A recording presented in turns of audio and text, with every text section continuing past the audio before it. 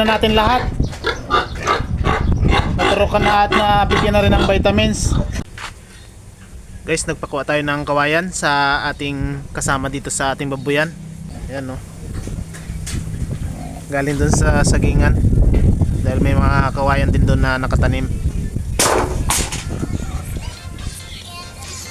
Yan na yun. May babalikan pa kayo. Yan na lang. Yan, kasya na yun sa kulungan natin mga biik. Tapos dun sa isang kasama pa natin. Dalawa silang kumuha ng kawayan na panggawa sa kulungan ng mga biik.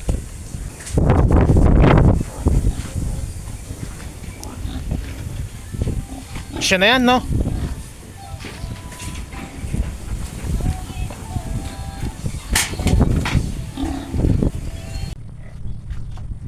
Yan, o, gawa ulit ng kulungan para sa mga biik na iwawalay. Kawayan lang ang kulungan na pinagawa natin. Ito na ang nagawa na kulungan ng ating tao. Yan. Diyan natin nilalagay ang mga biik. Wala nang malulusutan. Mga lumang yero lang. Tapos to steel matting na luma. At mga kawayan. Wala tayong gastos dyan sa kulungan ng ating mga biik. Balit alambre lang ating binili. Ito. Mga ilang araw lang naman natin ilalagay dito ang mga biik. Dahil kukunin na rin ng customer pagkatapos natin na makondisyon ang mga biik. Mas gusto rin ng ating mga alagang biik na lupa ang kanilang kulungan. Sanay sila sa lupa. Dahil nasubukan natin dati doon sa simento yung kanilang kulungan, doon natin nilagay. Nagtae ang ating biik dahil malamig at tag-ulan. Kaya dito na lang muna sa lupa dahil maraming bisis na rin tayo na nagwalay ng biik na lupa lang ang kulungan. Ito ang mga biik nating iwawalay. O yung bagong panganak na biik, gumagala na. Yun o. Gaway na o. O, kulit. Ano ka? Lalaki? Lalaki? Paras lalaki? Gaway na. Yan. Kapag ganyan ang ating mga biik, ibig sabihin ay malulusog sila. Dahil hindi lang sila nakamukmok sa isang sulok. Naglalaro sila. Yan o. Hala, sige. Yan. Iwawalay naman natin dito. Yan. Bali 11 na lang to. Dahil yung isa ay nakuha na kanina. Tapos dun sa kabila mayroon ding iwawalay tayo. Yan, ito, iwawalay natin. Prepare na lang muna natin ang vitamins at pampurga nitong mga biik. Yan guys, ito ang ating ituturok. Ito, vitamins, Bilamil, saka ivermectin. Ito naman, ito ay mainit na tubig para ma-sterilize ang panturok ng biik. Yan.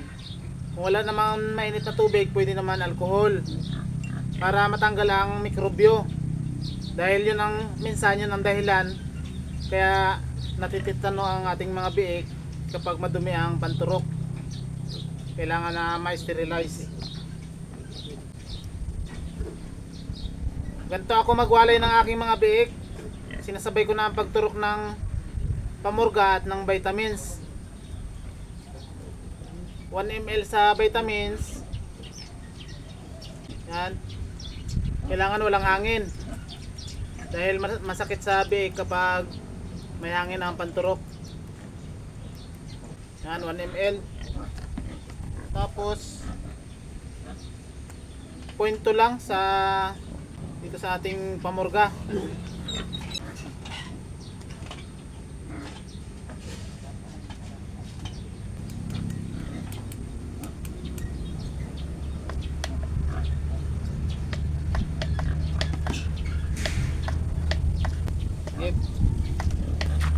Yan, may katulong na tayo dito sa ating babuyan. Siya ang uhuli ng ating mga biik. At tayo ang magtuturok.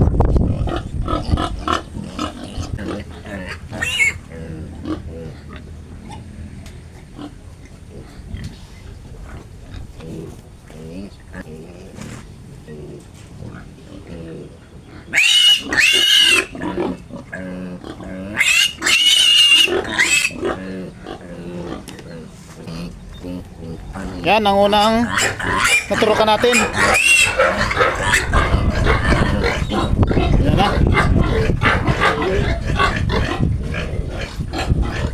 Yan.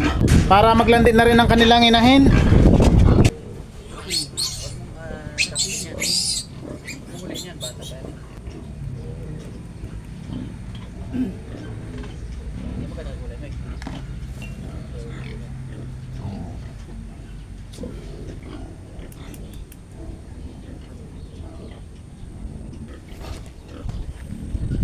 Isa na naman.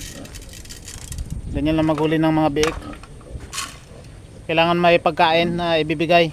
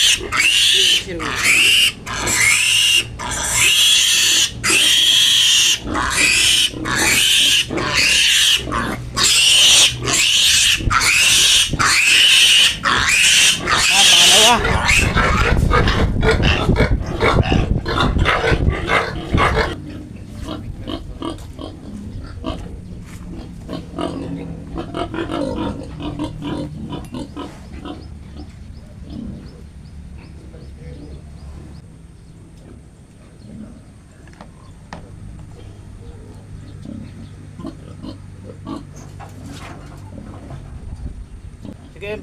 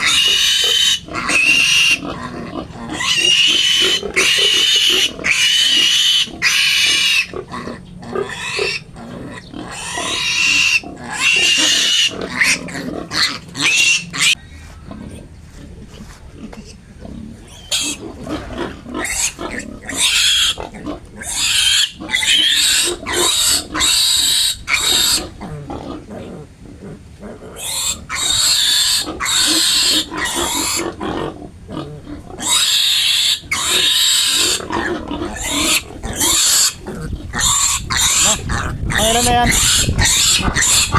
5. Yan, meron pang 6. And guys, tapos check namin kung mayroong sugat ang biik. Kapag may sugat, ina-applyan ng gamot. Yan. Ito ang nilalagay natin, Quick Heal. Pang gamot sa mga sugat-sugat ng mga biik. Sa kabila wala, meron pa? Sprayan mo. Hindi pa din.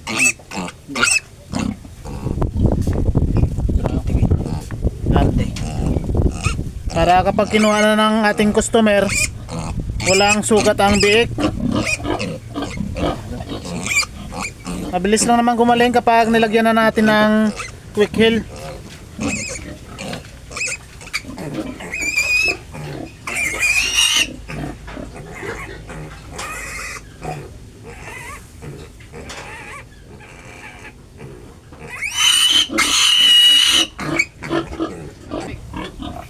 Ilan na lang yan? 3? Sa labas yung iba, ayaw magpahuli. Yan no. Yan, bigyan mo.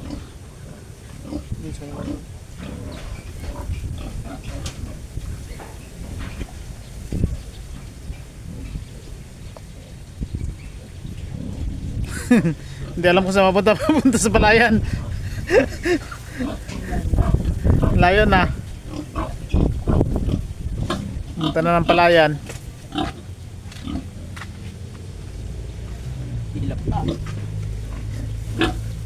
Ayan, papasukin natin doon. Alis muna ikaw dyan. Para pagbalik nila.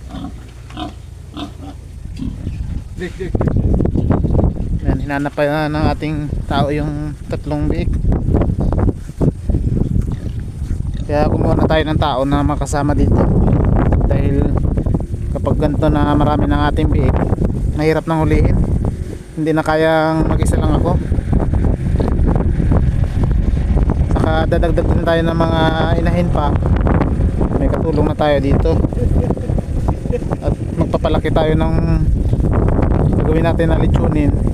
Kasama na rin natin sila sa kukuha ng kangkong.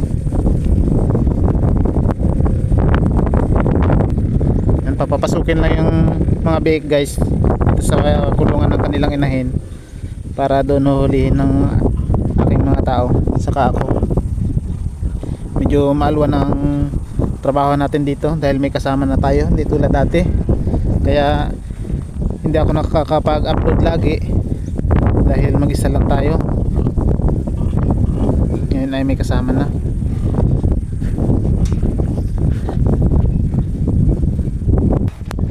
Doon sila sa likod. Ano nakita? Ay, nagalit tong inahin na to. Akala niya hulihin ng kanyang mga biik. Pia, relax ka lang Pia. Hindi naman hulihin ng iyong mga anak eh. Putik. Malulusog, mahaba.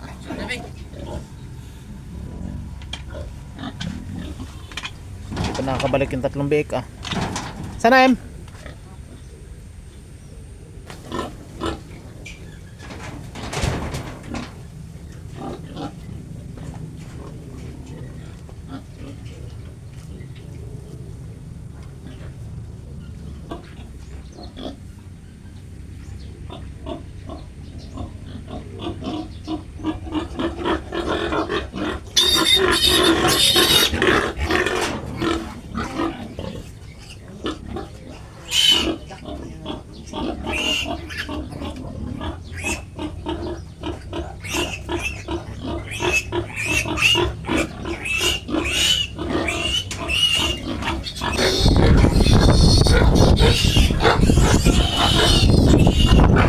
May dalawa pa.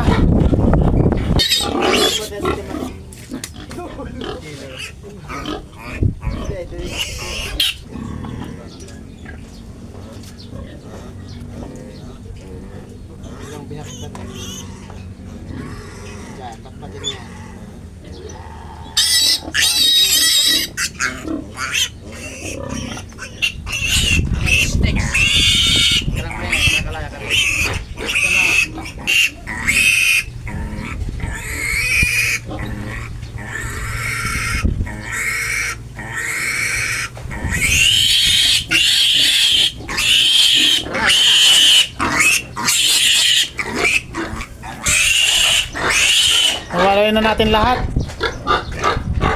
Naturukan na at nabigyan na rin ng vitamins. Ito ay isa lang ang may-ari.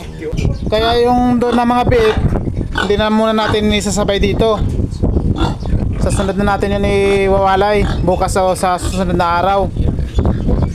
Para yung inahin niya at inahin ito, hindi sasabay ang paglandi. Baka mahirapan si Max kapag sumabay na maglandi. Para magkaibang araw ang kanilang pagpapabulog. Yan. Ano, malaki na oh. Ganyan ang ating mga biik, laki. Kapag iwawalay na. Stress ang ating inahing baboy na si Amelia. Kaya papakainin muna natin itong Madrid de Agua. Ito, may stock tayo dito. So, bigyan na natin ng Madrid de Agua. Bukas na natin ito pupurgahin para makarecover naman siya. Pakainin muna natin ng maayos ngayong araw. Yan. Dahil sa umaga hindi tayo nagpapakain sa kanya kapag magpupurga tayo. Sa hapon na tayo nagpapakain, hinahalo kasi natin ng pamurga sa pagkain ng ating inahing baboy. Kapag magpapakain tayo maaga, hindi nila kakainin ang pagkain na may pamurga dahil mapait ito. Mas maganda na hapon at gutom na gutom sila. Yan. Itong isa ay binigyan na rin natin. Yan yung bagong panganak. Nagalit rin kasi ito kanina, akala niya huhuli ng kanyang mga anak. Yung mga anak niya. 1, 2, 3, 4, 5, 6, 7, 8, 9. Pia, ano pawak? Galit, galit talaga. Doon sa kabila, bibigyan rin natin.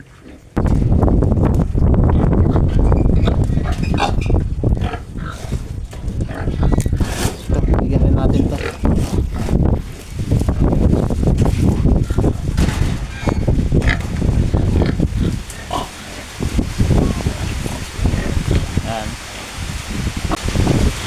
Guys, nakapagwalay na naman tayo ng ating mga biik. Sa susunod na araw, bukas o sa pangkalawa, ay kukunin na rin itong mga biik na to.